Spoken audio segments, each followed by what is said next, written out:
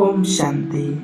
अंत समय में क्या क्या होगा, कैसा समय होगा।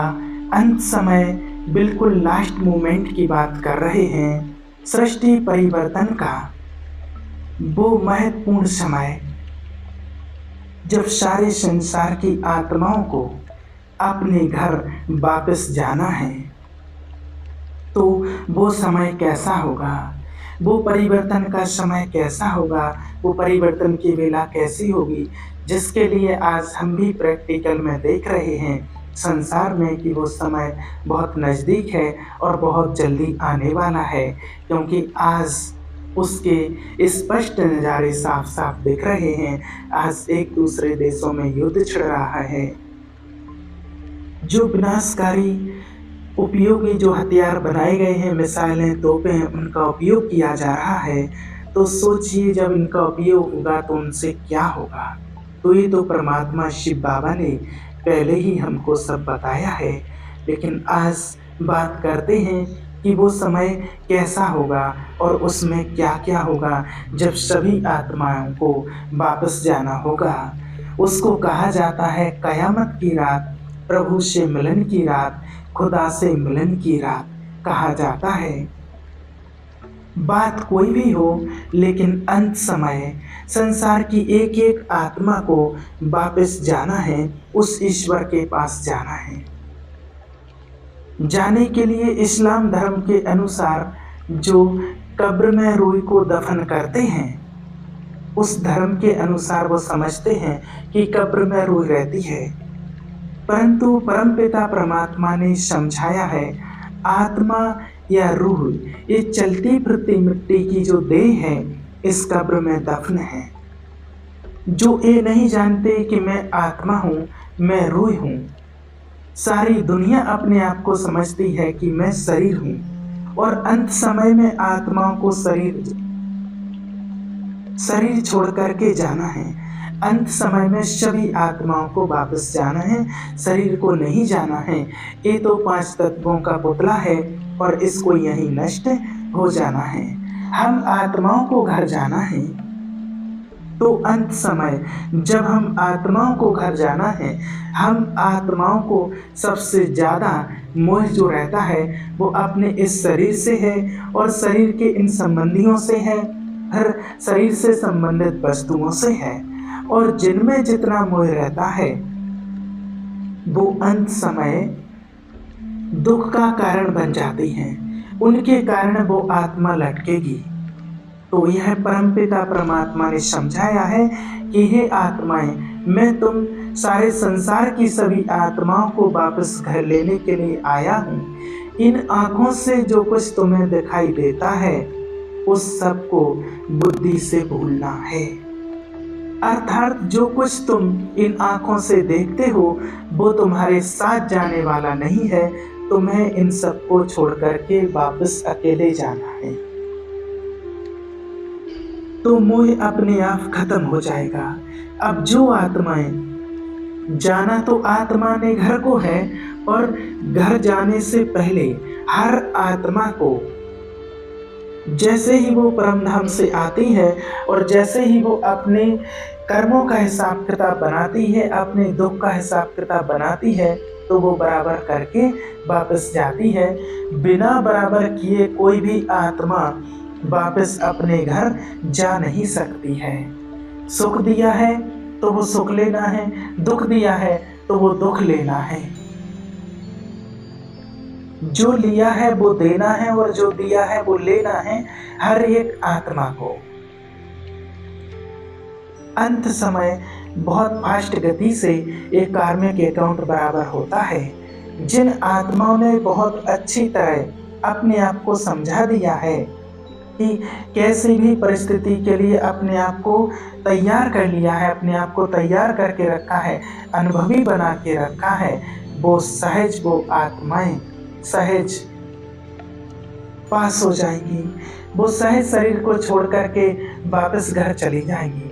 क्योंकि अंत समय अपने अकाउंट को तो बराबर करना है, जो भी हमारे हिसाब किताब हैं उसको बराबर करना ही है और हमारे सामने कुछ आने वाला नहीं है। केवल वही सुख आएंगे जो आपने सुख दिए हुए हैं, और वही दुख आएंगे जो आपने दुख दिए हुए हैं, और वही सुख और दुख पूरे बराबर करने हैं, और फिर इस शरीर को छोड़ करके हमें वापस जाना है। कोई भी वस्तु हमारे साथ वापस जाने वाली नहीं है। अब ये बात जितना अच्छी तरह बैठ के मन मनाभव कर ली होगी, एक एक चीज को छोड़कर देख लिया होगा कि ये भी मेरे पास नहीं होगी तो क्या होगा। ये योग में बैठकर, परमात्मा की याद में बैठकर एक एक चीज को चेक करना है कि ये भी नहीं मेरे पास रहेगा तो क्या होगा। क्योंकि इसने भी धीरे धीरे करके समझ में आता जा रहा है कि धीरे धीरे तो साथ छोड़ना ही है, और अंत समय प्रैक्टिकल में वो साथ छोड़ेंगे तो वो दुख, फिर आप दुखी नहीं होंगे, क्योंकि आपने पहले से इस समस्या को सॉल्व कर लिया है, उसको छोड़ करके देख लिया है। क्योंकि आप आत्मा को घर जाना है, ये बात अगर बुद्धि में समझ आ गई है तो अंत समय उनको छोड़ने में कोई तकलीफ नहीं होगी। वो आत्माएं नहीं छोड़ पाएंगी जिन्होंने दुख लेना है, जिन्होंने इस प्रकार के कर्म किए हुए हैं, जिनका अकाउंट अभी दुख का बराबर नहीं हुआ है। वो ये बातें अपनी बुद्धि को अपनी तरह समझा नहीं पाएंगे अच्छी तरह से, और समझा ना पाने के कारण जब उन चीजों को उनको छोड़ना पड़ेगा तो अंत में फिर उन आत्माओं को बहुत दुख होगा, बहुत कष्ट होगा। सबसे पहले हमें संसार की एक एक वस्तु को छोड़ना है, और उसको छोड़ने के लिए बहाने कई बनते हैं। आग भी लगेगी, बाढ़ भी आएगी, भूकंप भी आएंगे, प्राकृतिक आपदाएं भी होंगी, पांचों तत्व अपनी तरफ से हलचल, और जितने बॉम्ब्स और मिसाइलें बने हुए हैं वो भी चलेंगे। और आज देख ही रहे हैं कि वो चलना शुरू हो चुके हैं। कभी कोई देश एक दूसरे पर अटैक कर रहा है, कभी कोई देश एक दूसरे पर अटैक कर रहा है, तो वो तो चलना शुरू हो ही गए हैं, और वो प्रक्रिया तो चालू हो ही गई है। जो परमात्मा ने बहुत पहले कहा था वो शुरू हो चुका है। अब अगर मैंने किसी आत्मा को दुख दिया हुआ है तो वो आत्मा दुख देने के लिए आएगी। जिसने या जिसको मैंने लूटा है वो लूटने के लिए आएगी। जिसके ऊपर मैंने अत्याचार किया है वो अत्याचार आकर के मेरे ऊपर करेगी। और मैंने अपने आप को तैयार किया हुआ है कि कोई भी आत्मा मेरे दिए हुए दुख से जरा भी फालतू दुख नहीं दे सकती। मुझ अमर आत्मा को कोई भी नष्ट नहीं कर सकता है। दुख लेना या ना लेना ये मेरे हाथ में है। देना उनका काम है परंतु लेना मेरा काम है। ये बात जिसने अच्छे से समझा रखी होगी वो आत्मा दुख लेगी नहीं, और वो सोचेगी कि मैंने आपको दिया था, आपने मुझे दिया है, अपना हिसाब बराबर हो चुका है, हिसाब बराबर करके निश्चिंत हो जाएंगे। वो आत्मा सोचेगी कि ये भी आत्मा का हिसाब है और ये भी बराबर हो चुका है, इस आत्मा से हिसाब था, ये भी बराबर हो चुका है। परंतु ये कब रहेगा? जब उस आत्मा को ये स्मृति रहेगी, जब पहले से समझा के रखा होगा। अगर स्मृति नहीं है, ये ज्ञान समझ में नहीं आया है, सुना तो है परंतु इसका प्रैक्टिकल नहीं किया है, तो अंत में भी हाय हाय करनी पड़ेगी, तड़फना पड़ेगा, बहुत दुखी होना पड़ेगा, क्योंकि ज्ञान नहीं समझा है इसलिए।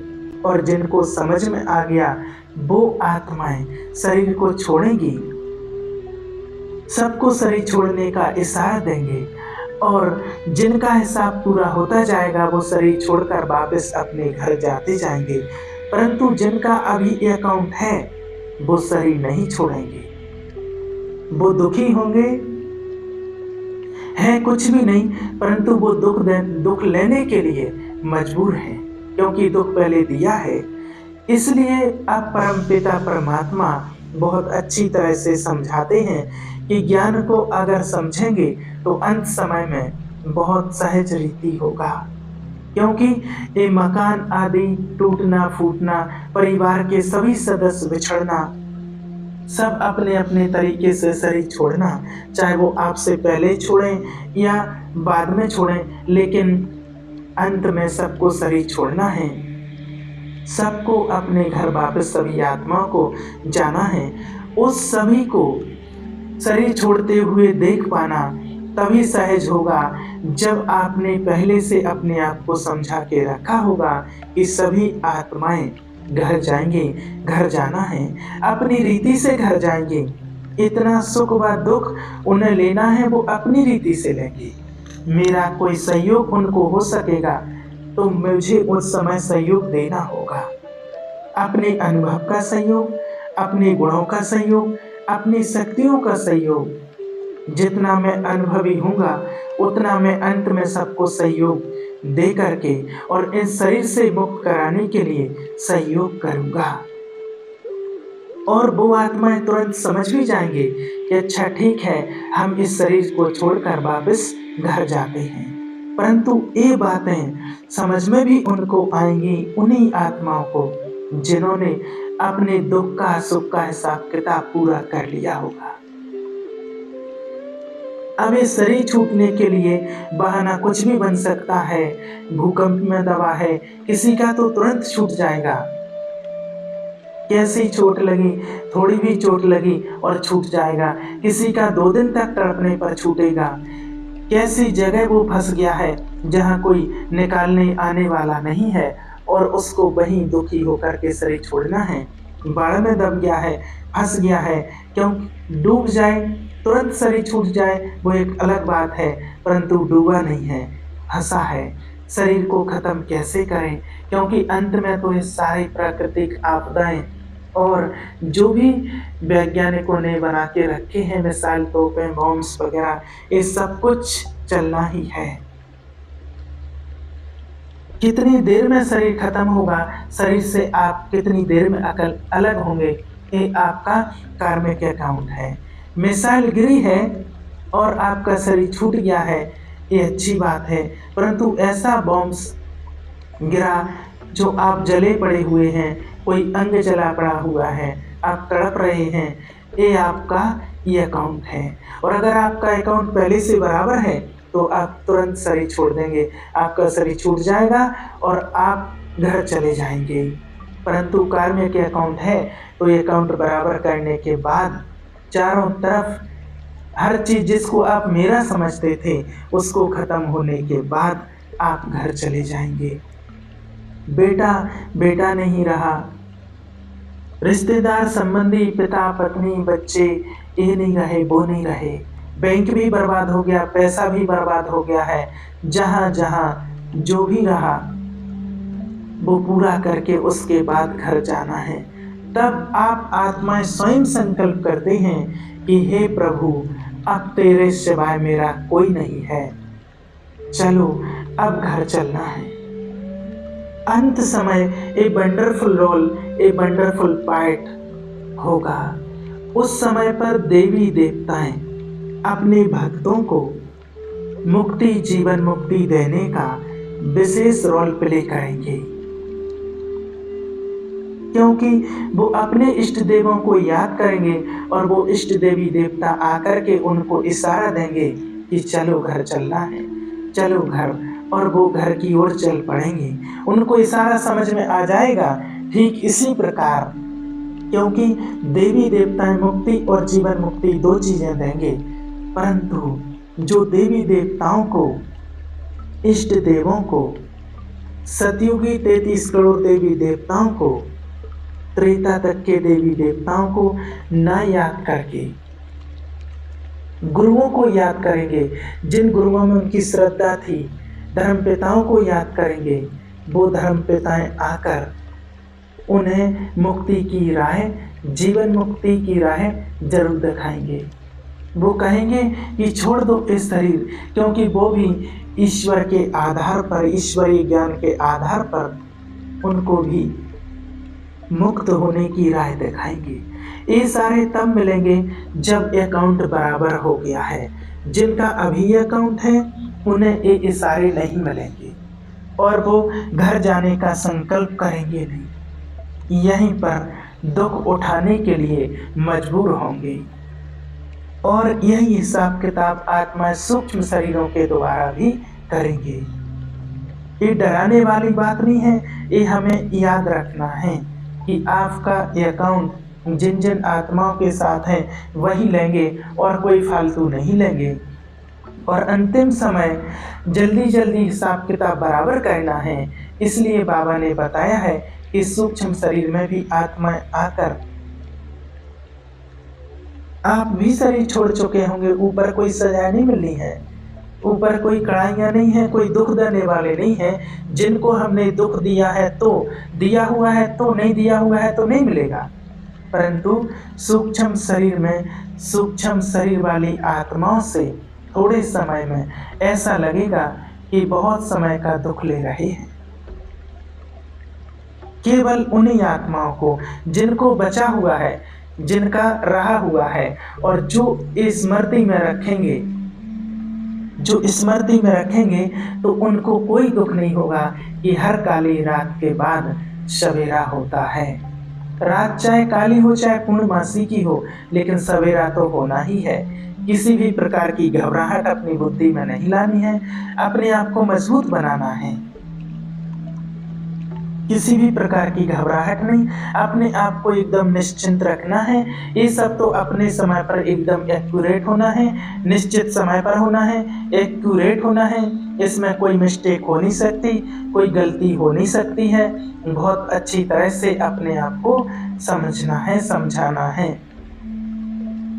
सबको अपने घर जाना है, जाने का हिसाब है, इतनी सी बात बुद्धि में रखनी है। और अपने घर परम धाम सभी को वापस चलना है।